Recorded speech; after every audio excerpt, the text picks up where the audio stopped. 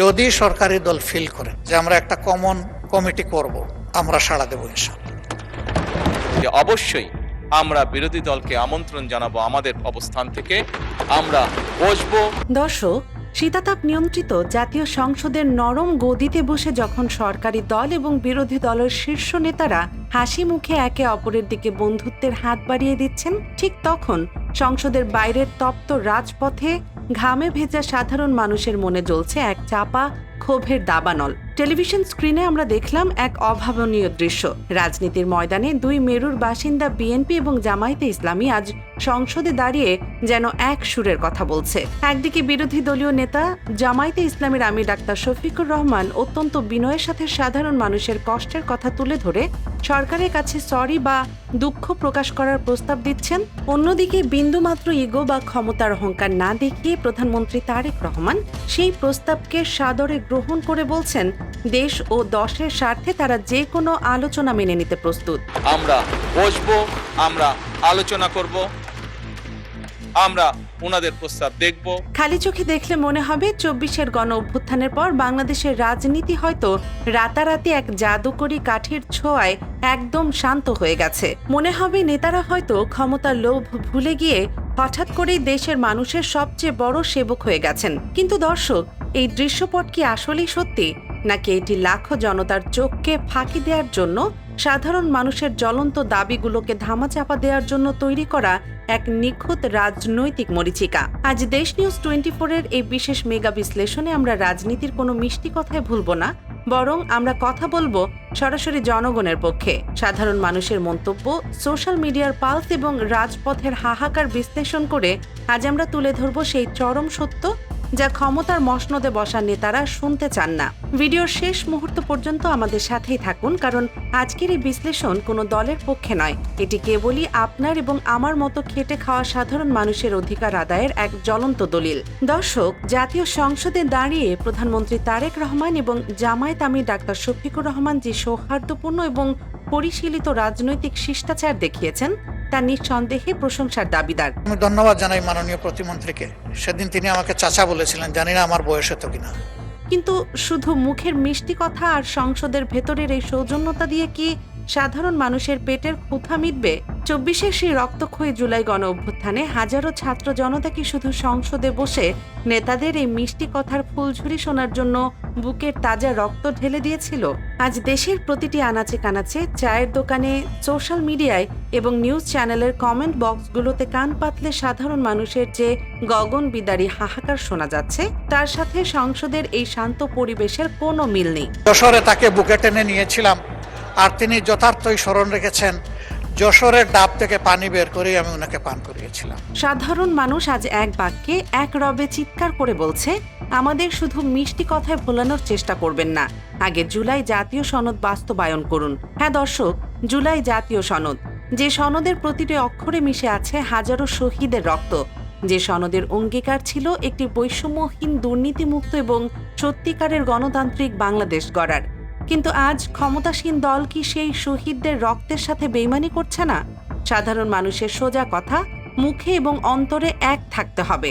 জনগণের সবচেয়ে বড় ক্ষোভের জায়গাটি হলো গণভোটের রায়। দেশের প্রায় ৭০% মানুষ যে পরিবর্তনের পক্ষে, যে নতুন রাষ্ট্র কাঠামোর পক্ষে নিজেদের রায় দিয়েছিল, সেই গণরায় বা ম্যান্ডেট আজ কোথায়? কেন সরকার সেই রায় বাস্তবায়নে কালক্ষেপণ করছে? সাধারণ মানুষ আজ প্রশ্ন তুলছে, মুখে আপনারা যতই ঐক্যের কথা বলেন না কেন, অন্তরে যদি সেই ঐক্যের প্রতিফলন না থাকে, তবে এই রাজনৈতিক ঐক্যের কোনো দাম দেশের মানুষের কাছে নেই। বিএনপি সরকার যদি ভেবে থাকে যে তারা আগের স্বৈরাচারী কায়দায় শুধু প্রতিশ্রুতি দিয়ে সময় পার করবে, তবে তারা চরম ভুলের স্বর্গে বাস করছে। দেশের সাধারণ মানুষ মনে করছে সরকার এই কালক্ষেপণের মাধ্যমে মূলত ২৪-এর সেই হাজারো শহীদের রক্তের সাথে চরম বেইমানি করছে। দর্শক, এবার আসুন সাধারণ মানুষের দৈনন্দিন জীবনের চরম বাস্তবতায়। যে মানুষগুলো বুক ছিটিয়ে গুলি খেয়ে এই নতুন সরকার এনেছিল, আজ তাদের জীবনে কি পরিবর্তন এসেছে? মুখ পাল্টেছে, নেতা পাল্টেছে, কিন্তু চাঁদাবাজির যে ভয়ঙ্কর সিন্ডিকেট, তা কি বন্ধ হয়েছে? একেবারেই না। বরং সাধারণ মানুষ আজ চরম হতাশা এবং ক্ষোভের সাথে লক্ষ্য করছে যে পাড়ায় পাড়ায়, মহল্লায় মহল্লায়, কাঁচা বাজার থেকে শুরু করে ট্রান্সপোর্ট সেক্টরে চাঁদাবাজির এক নতুন মহোৎসব শুরু হয়েছে। শুধু চাঁদাবাজদের চেহারাগুলো পরিবর্তন হয়েছে, কিন্তু চাঁদাবাজির মাত্রা এক বিন্দুও কমেনি। এর চেয়ে বড় নির্মম পরিহাস হলো দেশের বিদ্যুৎ এবং জ্বালানি তেলের চরম সংকট। একদিকে দিনের পর দিন, ঘন্টার পর ঘন্টা ভয়াবহ লোডশেডিংয়ে সাধারণ মানুষের জীবন ওষ্ঠাগত, কলকারখানার উৎপাদন ব্যাহত হচ্ছে, কৃষকের সেচের পাম্প বন্ধ থাকছে, গরমে হাঁসফাঁস করছে শিশুরা। আর অন্যদিকে বিশ্ববাজারে যখন তেলের দাম নিম্নমুখী, তখন দেশের ভেতরে হঠাৎ করে জ্বালানি তেলের দাম বাড়িয়ে দেওয়া হয়েছে। সাধারণ মানুষ আজ প্রকাশ্যেই ক্ষোভ ঝাড়ছে। তেলের দাম বাড়িয়ে সাধারণ মানুষের পকেট কেটে কি তবে নতুন এই চাঁদাবাজদের পকেট ভরানো হচ্ছে? কারেন্ট এবং তেলের এই ভয়ঙ্কর সংকট দূর না করে, চাঁদাবাজির এই ভয়াল সিন্ডিকেট না ভেঙে সংসদে বসে নেতারা যতই ঐক্যের গান গাক না কেন, সাধারণ মানুষ তাতে এক বিন্দুও বিশ্বাস করছে না। জনগণের দাবি একদম সোজা, আগে কারেন্ট ও তেলের সংকট দূর করুন, তারপরে সংসদে বসে মিষ্টি কথা বলুন। এই পুরো রাজনৈতিক সমীকরণে জামায়াতে ইসলামীর আমির ডাক্তার শফিকুর রহমানের ভূমিকা আজ সাধারণ মানুষের কাছে অত্যন্ত প্রশংসিত হচ্ছে। তিনি হয়তো বুঝতে পেরেছেন যে সাধারণ মানুষের মনের ভেতরে কতটা বারুদ জমা হয়ে আছে। তাই তিনি প্রচলিত বিরোধী দলের মতো শুধু অন্ধ সমালোচনা বা ভাঙচুরের রাজনীতিতে না গিয়ে অত্যন্ত প্রজ্ঞার সাথে সাধারণ মানুষের মনের কথাটি সংসদে তুলে ধরেছেন। সাধারণ মানুষ যে কষ্ট পাচ্ছে, নিরীহ মানুষগুলো যে ভোগান্তির শিকার হচ্ছে, সেই কথাটি তিনি অত্যন্ত বিনয়ের সাথে রাষ্ট্রের সর্বোচ্চ পর্যায়ে পৌঁছে দিয়েছেন। তার এই অসাধারণ এবং দূরদর্শী রাজনৈতিক চাল প্রমাণ করে যে তিনি জনগণের পালস বা নারীর স্পন্দন বুঝতে পেরেছেন। কিন্তু অন্যদিকে প্রধানমন্ত্রী তারেক রহমানের জন্য একটি বিশাল বড় অগ্নি পরীক্ষা। তিনি হয়তো বিরোধী দলকে সম্মান জানিয়েছেন, কিন্তু সাধারণ মানুষের কাছে তার এই পদক্ষেপ তখনই বিশ্বাসযোগ্য হবে যখন তিনি রাজপথের আসল সমস্যাগুলোর সমাধান করবেন। যদি তারেক রহমান মনে করেন যে সংসদে বিরোধী দলকে একটু সম্মান দেখালে দেশের মানুষ সন্তুষ্ট হয়ে যাবে, তবে তিনি হয়তো ২৪-এর ছাত্র জনতার আসল শক্তিটাই এখনো বুঝতে পারেননি। বাংলাদেশের মানুষ আজ অনেক বেশি সচেতন। তারা জানে কিভাবে অধিকার আদায় করতে হয়। এই দেশের মানুষ যেমন স্বৈরাচারকে টেনে হিচড়ে গদি থেকে নামাতে পারে, তেমনি নতুন সরকার যদি তাদের সাথে প্রতারণা করে, যদি জুলাই সনদের সাথে বেইমানি করে, তবে এই মানুষগুলোই আবার রাজপথে নেমে আসতে দ্বিতীয়বার ভাববে না। সরকার এবং বিরোধী দল সবাইকে মনে রাখতে হবে, এই দেশটা কোনো নির্দিষ্ট দলের নয়। এই দেশটা কোটি কোটি খেটে খাওয়া সাধারণ মানুষের। আজকের দিনে সাধারণ মানুষের দাবি অত্যন্ত স্পষ্ট। তারা কোনো রাজনৈতিক কুটচাল দেখতে চায় না। তারা চায় জুলাই সনদের শতভাগ বাস্তবায়ন। তারা চায় ৭০% মানুষের দেয়া গণভোটের রায়ের দ্রুত কার্যকর। তারা চায় এই চাঁদাবাজির ভয়ঙ্কর সিন্ডিকেট থেকে মুক্তি। তারা চায় নিরবচ্ছিন্ন বিদ্যুৎ এবং ক্রয় ক্ষমতার মধ্যে থাকা জ্বালানি তেল।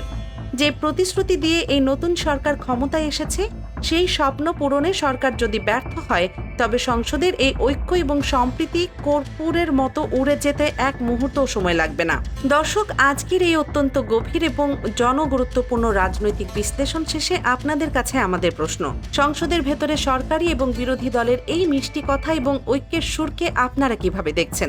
এটি কি সত্যি দেশের মানুষের ভাগ্য পরিবর্তনের কোনো ইঙ্গিত, নাকি জনগণের আসল দাবিগুলোকে, যেমন জুলাই সনদ বাস্তবায়ন, গণভোটের রায় কার্যকর, লোডশেডিং এবং চাঁদাবাজি বন্ধ করার দাবিগুলোকে আড়াল করার এক সুকৌশলী রাজনৈতিক নাটক? নতুন সরকার কি সত্যি সাধারণ মানুষের আশা আকাঙ্ক্ষা পূরণ করতে ব্যর্থ হচ্ছে? আপনাদের বুকে জমে থাকা চরম ক্ষোভ, দাবি এবং অত্যন্ত সাহসী মতামত অবশ্যই নিচের কমেন্ট বক্সে বিস্তারিত লিখে জানাবেন। দেশের রাজনীতি, সাধারণ খেটে খাওয়া মানুষের অধিকার আদায়ের সংগ্রাম এবং পর্দার আড়ালের এমন সব বস্তুনিষ্ঠ, এক্সক্লুসিভ, সাহসী ও গভীর বিশ্লেষণ সবার আগে পেতে আপনাদের প্রিয় এবং বিশ্বস্ত নিউজ চ্যানেল দেশ নিউজ 24 এখনই সাবস্ক্রাইব করুন এবং পাশে থাকা বেল আইকনটি বাজিয়ে দিন। আজকের এই ভিডিওটি যদি আপনাদের কাছে সাধারণ মানুষের মনের কথা বলে মনে হয়, তবে অবশ্যই একটি লাইক দিন এবং দেশের এই উত্তপ্ত পরিস্থিতির আসল সত্যটা দেশের সকল মানুষকে জানার সুযোগ করে দিতে ভিডিওটি আপনার পরিচিত মহলে এবং সোশ্যাল মিডিয়ায় বেশি বেশি শেয়ার করুন। দেখা হবে আগামীকালের নতুন কোনো ভিডিওতে, নতুন কোনো খবরের আরও গভীর বিশ্লেষণ নিয়ে। সে পর্যন্ত সবাই ভালো থাকবেন, সুস্থ থাকবেন এবং দেশের যে কোনো অন্যায় ও অধিকার আদায়ের লড়াইয়ে সবসময় সোচ্চার থাকবেন। আল্লাহ হাফেজ।